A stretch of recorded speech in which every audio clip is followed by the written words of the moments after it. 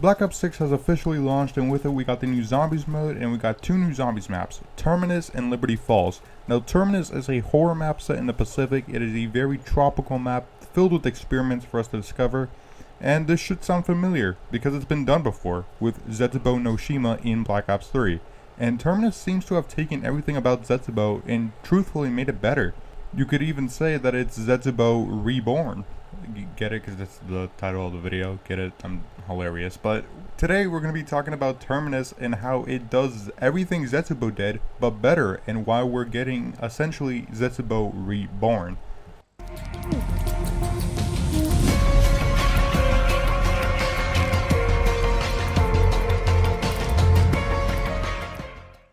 Now before we start, I do want to say that there will be spoilers for the actual map itself, so if you still haven't played or if you haven't played the map yet, just avoid this video of all costs. But this will be talking about just the map itself. It will be showing a ton of gameplay as well. The wonder weapon, it will be showing pretty much everything the map has to offer aside from the Easter egg. So the Easter egg will not be shown here, but everything else will be talked about. So if you haven't seen it yet or if you haven't played, please avoid this to avoid spoilers because this is a really good map. Now with that said, this map has a lot of similarities with Zetsubou and does it in a much better fashion, in my opinion. Firstly, you can actually see similarities between the Thrasher and the new boss that we have here.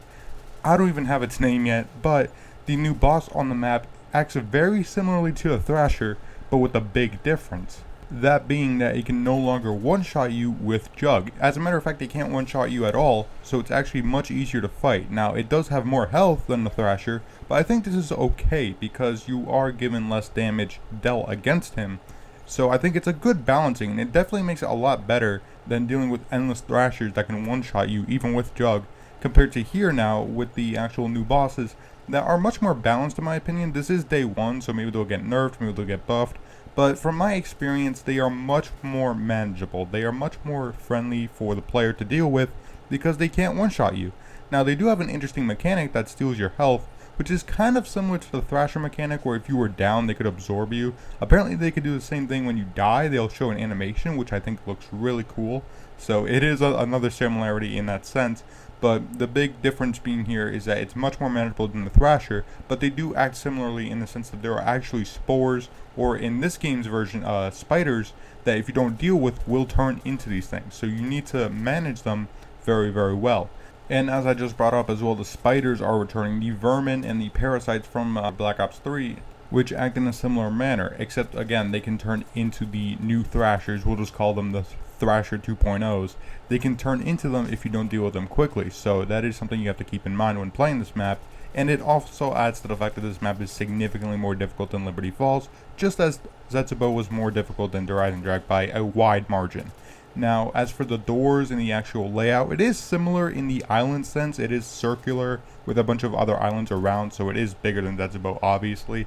But an interesting thing is that you can actually navigate with the water using a boat system, which I thought Zetsubou could have done, but didn't, is actually using the water a lot more often. So often you'll be interacting with the water using boats to traverse the map.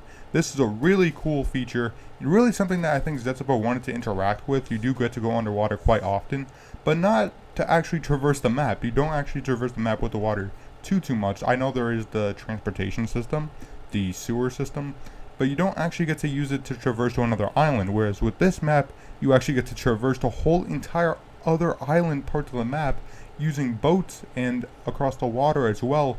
This is very, very well done. This is very much an expanded version of what Zetsubou wanted to be, an island horror experience. The thunder, the atmosphere, everything here with the traversal in the water and the actual theme of the island is done much better. Now, that's not to say Zetsubou's atmosphere sucked, because that far from it. The atmosphere was very, very well done. I just think it's more well done here because you actually get to interact with the environment more, and the environment interacts with you more. Now, I'm going to bring up a spoiler, so if you guys haven't played the map too much yet, I would recommend you avoid. But spores are in the map. The spores from Zetsubou are in this map. So that's actually a direct copy from Zetsubou, is the fact that we have the spores that have returned. Now, what they actually do, I don't know yet for sure, but when interacted with, it does tend to spawn in that kraken from the water, and maybe it does damage to it, I don't know. But it is a really cool idea that you're interacting with this outside entity with the spores from Zetsubou, which might be a connection to that map. It might be a connection to Division 9's experiments, because they look exactly the same, and when you shoot them, it also shoots a puff of gas as well. This is really, really interesting, and I hope that it actually does have some sort of connection, because Zetsubou is such a solid map, and underrated in my opinion.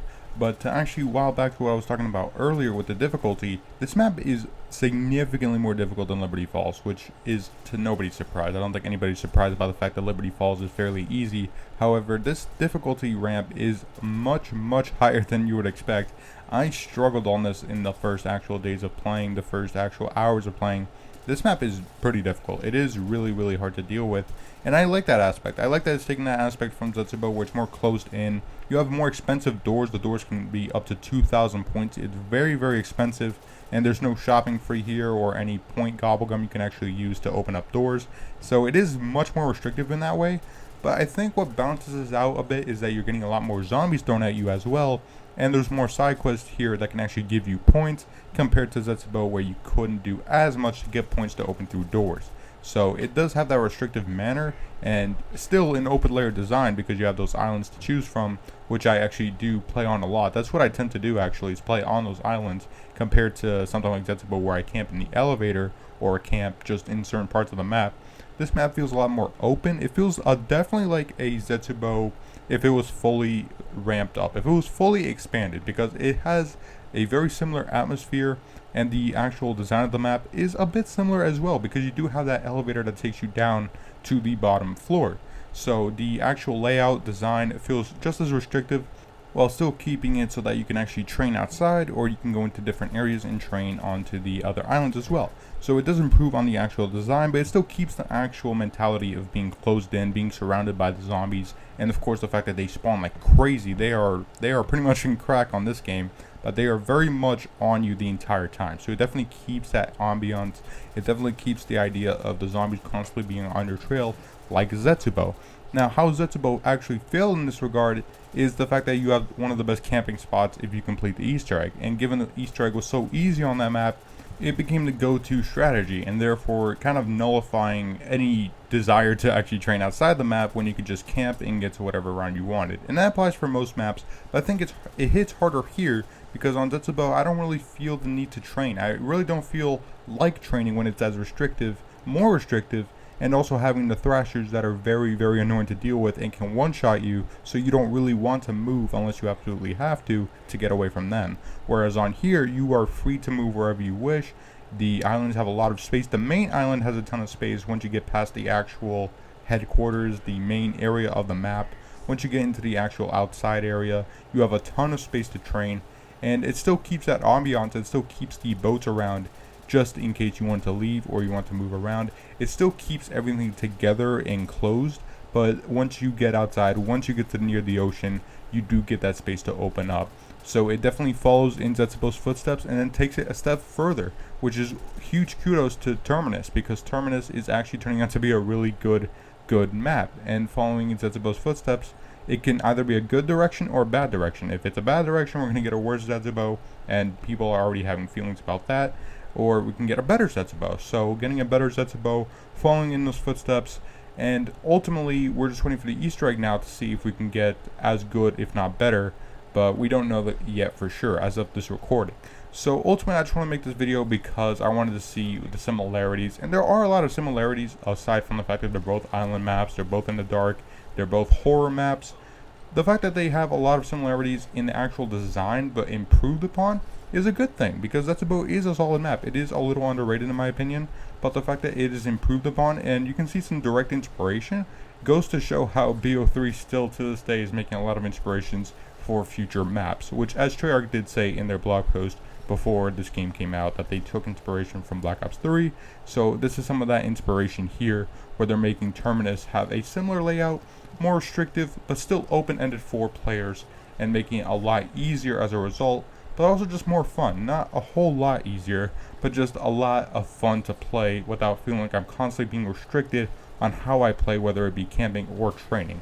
So Terminus is essentially trying to be, and succeeds at being, a Zetsubou 2.0. It does everything Zetsubou wanted to be: a tropical, dark island map without being such a pain in the ass to play every single time. At least right now, you know, this is the first week of the game coming out, so maybe these opinions will change later. But regardless, this map still feels really good and plays a lot like Zetsubou in a much better fashion. So, if you guys enjoyed this video, please hit that like button and subscribe. I could always use a new addition to the Dark Ops army. And share your thoughts on Zetsubou as well, or Liberty Falls, or Terminus, just any of the maps. If you're enjoying the actual Black Ops 6 itself, please leave a comment down below. Let me know what your favorite map is of the two. I know a lot of people are going to pick Terminus, and some people are going to pick Liberty Falls. Personally, I'm more of a Terminus fan, and Liberty Falls is not my cup of tea.